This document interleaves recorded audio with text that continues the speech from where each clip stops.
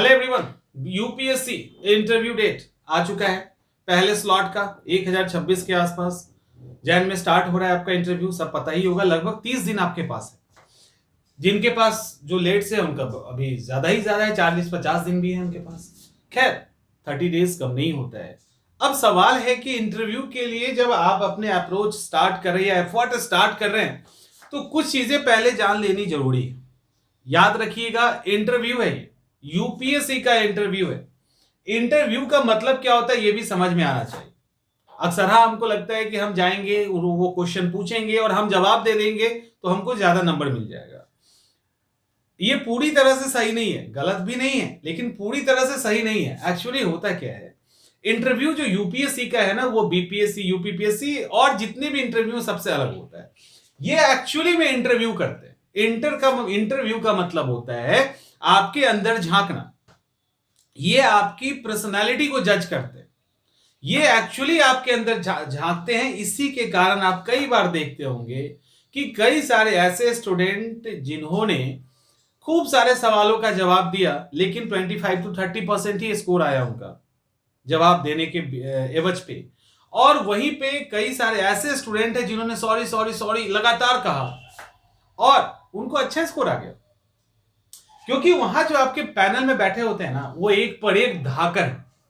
आप उनको किसी भी तरीके से अगर बेवकूफ बनाने की कोशिश करेंगे तो फंस जाएंगे। तो बेसिकली ये इंटरव्यू आपकी पर्सनालिटी के अंदर झांकने का तरीका है। ये देखना चाहते हैं कि आप कैसे हैं, गट्स है कि नहीं, आप लीडरशिप कर सकते हैं कि नहीं, बड़ी जिम्मेवारियों को निभा सकते हैं कि नहीं, ये सारी चीजें चेक करते हैं यहाँ पे। अब सवाल है, इसके अंदर हम कई सारे डायमेंशन पे काम करते हैं, बट एक एक करके हम लोग देखते हैं कि हमें इंटरव्यू के लिए अभी इस विद इन पीरियड हमें क्या करना चाहिए। सबसे पहला, पर्सनालिटी, यानी आपका जो पर्सनालिटी है और जो ड्रेस कोड है उस पर भी देखिए है क्या। हमें से कई सारे लोग, ऐसा नहीं, कई सारे लोग जो एक फॉर्मल ड्रेस होता है उसको बहुत कम पहनते हैं। मैं भी उनमें से ही एक हूं। फॉर्मल ड्रेस बहुत रेयर पहनता हूं। जैसे फॉर्मल में माना जाता है ऑफिस के लिए, क्या तो ऑफिस के लिए माना जाता है कोट पैंट।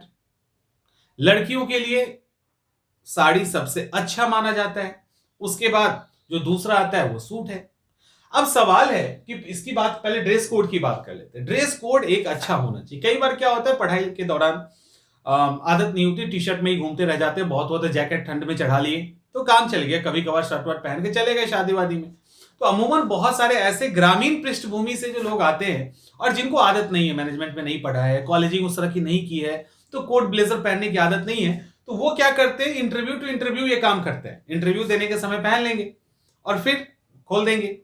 तो एक अनकंफर्टेबल सिचुएशन आता है। बहुत सारी लड़कियां साड़ी में कंफर्टेबल फील नहीं करती है, तो लड़कियों को थोड़ा सा कम है क्योंकि पार्टी वार्टी में जाती है तो उनका काम चल जाता है। लेकिन तब भी अनकंफर्टेबल सिचुएशन, फॉर्मल साड़ी जब पहनना पड़ेगा एकदम कड़क कॉटन टाइप, तो वो अनकंफर्टेबल एक सिचुएशन आता है। देखिए, ड्रेस कोड पे आपको जोर देना है, ठीक है। ये सबसे अहम है क्योंकि आप अपनी पर्सनालिटी में बोलेंगे तब ना, जब आपको पूछा जाएगा। लेकिन जब आपकी एंट्री होगी अंदर, तो आपका जो मैंने चाल ढाल है और आपने जो कपड़ा पहन रखा है उसके साथ आप सहज है कि नहीं, उसके साथ आप कंफर्टेबल है कि नहीं, सबसे पहले तो वही दिख जाएगा। कई बार पता है इंटरव्यू में क्या होता है, इंटरव्यू में आप कोट पैंट पहन के गए और इंटरव्यू लेने वाले अचानक से हंसने लगे एक दूसरे को देखकर। वो साइकोलॉजी आपका टेस्ट कर रहे हैं। अब आपको लगे अच्छा कुछ गड़बड़ तो नहीं हो गया, क्योंकि आप रेगुलर तो पहन नहीं रहे। तो यहां इसका बड़ा अच्छा सॉल्यूशन है कि आप जिस ड्रेस में जाना चाहते हैं इंटरव्यू देने के लिए, उस पर्टिकुलर ड्रेस की तरह दो ड्रेस सिलवाइए, दो उसी तरह का ड्रेस रखिए, ठीक है। एक ड्रेस नया होना चाहिए एकदम से, ऐसा नहीं कि एकदम धांग धूंग दिए पकड़ के, है ना। तो वो ड्रेस जो आपका होना चाहिए पर्टिकुलर, उसमें से एक जो सेट होगा ड्रेस का, उसको आप रेगुलर पहनिए, कुछ दिन घूमिए फिरिए जाइए आइए, सबको लगना चाहिए कि नहीं लड़का इंटरव्यू की तैयारी कर रहा है। और उसी तरह का ड्रेस एक और बचा के रखिए, वो भी बिल्कुल नया ना लगे, इसलिए 3-4 बार उसको भी पहन के घूम लीजिए ताकि लगे कि नहीं ठीक है, थोड़ा सा समझ में आ रहा है। और जो एक और उसी तरह का ड्रेस है उसको एकदम धड़ल्ले से पहनो, तो आप एकदम कंफर्ट हो जाएंगे। आप कभी सब्जी लेने चले जाइए उसको पहन के, कभी मार्केट घूम लीजिए पहन के, तो आपको लगेगा कि नहीं यार हम सूट बूट वाले इंसान है, चलेगा। उसी तरह से लड़कियां, दो ड्रेस रखिए सेम, और जो कलर है वो चटक नहीं होना चाहिए। मैरून कलर है, व्हाइट टाइप का, व्हाइट के अंदर एक मैरून कॉम्बिनेशन बॉर्डर का आता है साड़ी का, आसमानी का कॉम्बिनेशन आता है, मतलब एक चटक कलर नहीं होना चाहिए, बस ये ध्यान रखिएगा। कारण ये होता है कि कलर पे निगाह ना चला जाए, ऐसा ना हो कि आपके कलर के ऊपर ध्यान चला जाए, कंसंट्रेशन आपकी पर्सनालिटी आपके फेस से हटके कलर पे ना जाए।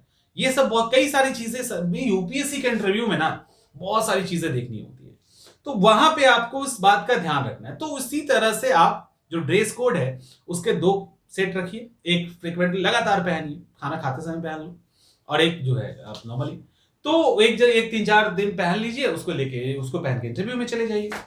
बंद कॉलर का ब्लाउज, ये सब एक ड्रेस कोड, और कलर चटक ना हो इस बात का ध्यान रखिएगा। लड़कियां खासकर, लड़की का तो 2-3 ही कलर होता है, उनका तो काम चल जाता है। तो ड्रेस कोड और उसके साथ कंफर्टेबल आपको फील करना है। अब बात आती है पर्सनालिटी की, एक कॉन्फिडेंस झलकना चाहिए। कॉन्फिडेंस कब झलकेगा? कॉन्फिडेंस तब झलकेगा जब आप डीएफ पे काम करेंगे। कॉन्फिडेंस तब झलकेगा जब आपका एक बैलेंस अप्रोच होगा। अब सवाल है डीएफ, डिटेल एप्लीकेशन फॉर्म, जो आपने भरा है उसके अंदर आपने जो जो डाला है उन सब पे आपकी एकदम पकड़ होनी चाहिए, क्योंकि वो सवाल वहीं से कर देंगे। और कहा जाता है टो टू हेडलाइट, यानी पैर के नाखून, अंगूठे के नाखून से लेके सिर के बाल तक की आपकी जो इंफॉर्मेशन है आपके बारे में, वो आपको पता होना चाहिए। जैसे हो सकता है आपने शर्ट पहन रखा है, बटन कितने हैं आपके शर्ट में, अब ऐसे झांकोगे तब तो हो गया। हो सकता है पहन रखा है कोट में, आपके ब्लेजर में कितने बटन है, तो या तो 2 होगा, 1 होगा, यही होगा ना, 3 तो अक्सर नहीं होता, या वो सेट वाला होगा 4-5 होगा। तो जैसा भी पहन रखा है आपको वो पता होना चाहिए। समझ में आ रहा है?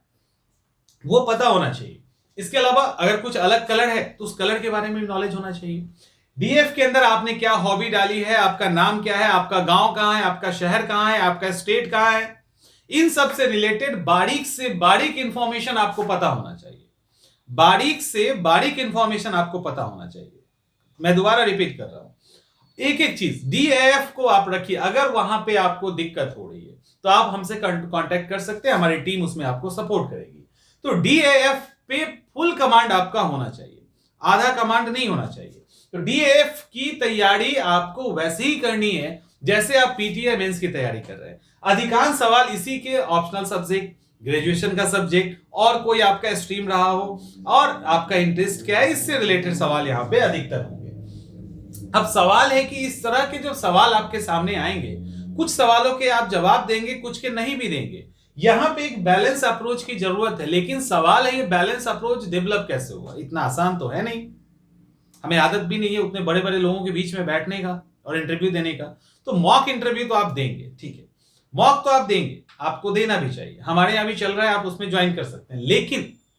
लेकिन उसके अलावा मॉक के अलावा भी आपको इस पे खुद से सोचना पड़ेगा और विचार करना होगा। देखिए, एक तो आपको ये कॉन्फिडेंस रखना होगा कि हमने मेंस क्वालिफाई किया है। ये कॉन्फिडेंस होना अपने आप में आपको बहुत सहज बनाएगा, ठीक है।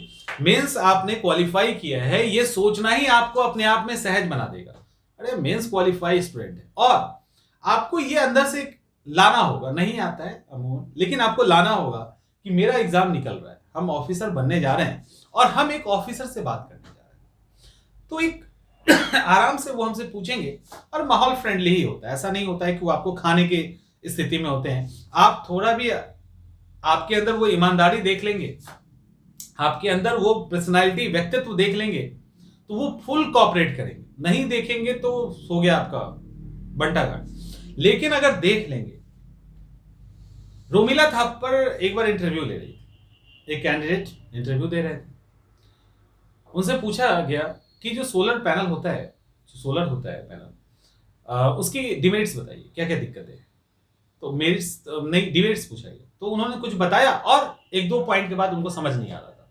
अब वो हक्के बक्के चुप, लेकिन पर्सनालिटी उनकी ऐसी थी कि उनकी ईमानदारी से वो लोग प्रभावित थे। तो रोमिला थापर जो थी वो इशारा कर रही, इस साइड से, मतलब क्या, बड़ा, यानी बड़ा होना भी उसका एक समस्या है, कहां रखेंगे, ठीक है। तो मतलब समझ में आ रहा है ये क्या है? ये वो है कि ये आपको कॉपरेट करते हैं, वो हर इंटरव्यू पैनल में होता है, ऐसा नहीं होता है। लेकिन अगर आपके बिहेवियर ने अगर निगेटिव इंपैक्ट डाल दिया तो फिर दिक्कत है। तो आप वहां पे बड़ा ही कैजुअल तरीके से, बड़े आराम से बैठिए, जो आप फॉर्मल ड्रेस में है उसमें रहिए, आराम से बैठिए। लेकिन इसका मतलब ये नहीं, बैलेंस अप्रोच का मतलब क्या है, इसका मतलब ये नहीं कि वो आपसे थोड़ा रिलैक्स में बात कर रहे हैं तो आप भी इसको दोस्त बना के हंसी मजाक में, क्योंकि होता है नियम यहाँ पे क्या है कि आपके सीनियर आपसे जितना फ्रेंडली हो ले, आपको एक मर्यादा मेंटेन रखनी है। ये इंटरव्यू के दौरान वो चेक कर लेंगे कि कहीं सीनियर ने कंधे पे हाथ डाला तो कहीं आप भी ऐसे ना डाल दो। समझ में आ रहा है? इन्होंने डाला तो आप भी ना डाल दें, तो वो नहीं, वो डाले तो डाले, हम वहीं रहेंगे जहां हैं। तो बैलेंस अप्रोच में वो आपके साथ बड़े फ्रेंडली होंगे, बहुत मजाकिया भी हो सकते हैं, लेकिन आपको अपनी लिमिटेशन को पता रखना है। आपको एज ए जूनियर उनको जवाब देना है। समझ में आ रहा है? आप समझो कि उनके जूनियर आप बैठे हुए हैं, आप अपने आप जवाब देते रहिए, वो आपको कॉपरेट करते रहेंगे। नहीं आ रहा है बिल्कुल नो कहिए, नहीं आ रहा है तो बिल्कुल नो कहो, नो के अप्रोच के साथ चलिए, कोई इशू नहीं है। नो के अप्रोच के साथ आप चलिए, आपको कुछ नहीं होगा। लेकिन अगर गलत जवाब देंगे तो आपके मास्टर वहां बैठे हुए हैं, आपके गुरु हैं वो, ठीक है, वो उन्होंने भी फेस किया ये सारी चीजें और एक क्या क्या नहीं देखा है, तो वहां पे ये नहीं चलेगा, तब वहां पे निगेटिव इंपैक्ट आएगा। आप अगर 10 सवाल में 6 सवाल को नो कहते हैं और 4 सवाल का जवाब ईमानदारी से देते हैं, वहीं आप बेईमानी से 6 सवाल का सही जवाब देते हैं और 4 सवाल में बेईमानी कर लेते हैं, वो आपको हटा देते। तो एक बैलेंस अप्रोच जरूरी है। अब सवाल है ये पर्सनालिटी डेवलप करना, ये ड्रेस कोड की बात, ये डीएफ या बैलेंस अप्रोच, इसके लिए आप तो मॉक देंगे, लेकिन उसके बाद क्या? आप अपने दोस्तों के साथ डिस्कशन भी कर लेंगे, चलो ठीक है, उसके बाद क्या? देखिए, इसका सबसे अच्छा तरीका आप और आपका मोबाइल आपके पास है। आप जो है सेल्फ एनालिसिस पे ध्यान दीजिए। आप तुरंत तुरंत जो है ना, जितनी भी कमियां हैं वो तुरंत आपकी दूर हो जाएगी। आप कैमरा लगा दो, कहीं पे एक जगह पे टिका दीजिए, सामने चेयर पे बैठ जाइए, क्वेश्चन आप ही पूछ लीजिए खुद से, तुरंत पूछिए उसी समय और उसका जवाब खुद से दीजिए। समझ में आ रहा है? तो वो आप खुद से कन्वर्सेशन कीजिए, आप सवाल एक दागिए अपने ऊपर और आप जवाब दीजिए। आपको लगेगा कि नहीं, ऐसा फील तो आएगा नहीं, फील नहीं आएगा, लेकिन जो कमी है ना, कैमरा में जब रिकॉर्ड होने लगेगा ना वो चीज, तो आपको वो कमी दिखने लगेगी। आप कहीं जाएंगे 4, 5, 10 मॉक देंगे तो उससे तो वहां पे तो एकदम रियल एनवायरनमेंट टाइप होता है, तो आपको तो वो हेल्प करेगा ही करेगा। और जो तो वहां, लेकिन वहां एक लिमिटेशन है, यहां तो आप और आपका मोबाइल कैमरा। अब इस कैमरे में आपको जो जो दिक्कत लग रहा है, हेजिटेशन हो रही है, ये हो रही है, वो सब रिकॉर्ड कीजिए, अकेले देखिए, किसी को दिखाने की क्या जरूरत है। तो वो क्या होगा, ग्रेजुअली धीरे धीरे करके आप 2, 4, 10 दिनों के अंदर वो इंप्रूव कर जाएंगे, वो चीजें हट जाएगी। मॉक जब देने जाएंगे तो आपको वो कॉन्फिडेंस दिखेगा। और इन सब चीजों पे, कंटेंट पे, न्यूज़पेपर, करंट कंटेंट पे ध्यान रखिए, क्योंकि वो लोग ना न्यूज़पेपर पढ़ के आते हैं, न्यूज़पेपर पढ़ के ही आएंगे। और न्यूज़पेपर, करंट अफेयर से बड़ा प्यार होता है यूपीएससी वालों को, क्यों? और एक चीज और, करंट अफेयर से प्यार होता है, इसका क्या मतलब इकोनॉमिक सर्वे का डाटा लेके आएंगे? नहीं, इसका यह मतलब नहीं है कि वो डाटा लेके आएंगे, ठीक है। वो जो ओवरऑल जो हाईलाइटेड करंट अफेयर्स होते हैं ना, उसी की तरफ उनका ध्यान होता है। यूक्रेन से लड़ाई हो गया तो पूछ लेंगे, उससे रिलेटेड कुछ कंटेंट पूछ लेंगे, लेकिन ये कहो कि उनको भी उसके अंदर का डीप, नहीं, ऐसा नहीं है, डीप नॉलेज है, सो नहीं है। वो भी जो डेली न्यूज में आ रहा है, डेली न्यूज, प्रिंट मीडिया में, इलेक्ट्रॉनिक मीडिया में या सोशल मीडिया में जो चीजें चल रही है, तो उसी के मोटा मोटी पेरीफेरी में आपसे सवाल पूछेंगे, डीप के जाके सवाल नहीं पूछते हैं। तो ये ध्यान रखिएगा। और जो लास्ट है वो ये कि कोशिश करना इस डायलॉग के बीच में डीएफ डिस्कस करते करते उनको अपने कंफर्ट जोन में आप लेके आ जाए। जैसे मान लो आप फिलॉसफी में बहुत बढ़िया है, आप हिस्ट्री में बहुत बढ़िया है, आप आईआर में बहुत बढ़िया है, तो कुछ ऐसा बात कहिए, कुछ ऐसी चीजें छोड़ दीजिए अपनी जवाब के अंदर कि वो उसको पकड़ ले और धीरे धीरे उस पकड़ते पकड़ते आपके कंफर्ट जोन में आ जाए। आप ले आओ उनको अपने कंफर्ट जोन में, उसके बाद दीजिए दनादन जवाब जितना देना है। समझ में आ रहा है? तो ये सारी चीजें करने की कोशिश कीजिए। ड्रेस कोड पे सबसे ज्यादा अभी ध्यान देना सबसे पहले, फिर डीएफ आएगा। डीएफ ड्रेस कोड जब मजबूत हो जाएगा ना, तो एक अप्रोच अपने आप डेवलप, कॉन्फिडेंस आने लगेगा, जो बैलेंस अप्रोच डेवलप करने लगेगा। कमियां आपको दिखने लगेगी, अपने कैमरे को ऑन कीजिए, कमियां देखिए और उसके बाद जम के उसको दूर कीजिए और अच्छे से इंटरव्यू देके आइए। होपफुली की चीजें समझ में आ गई होंगी। तो जाइए, अभी टाइम है, और अच्छे से इंटरव्यू की तैयारी कीजिए। इंटरव्यू के लिए आप हमारे साथ भी जुड़ सकते हैं। मिलते हैं अगले वीडियो।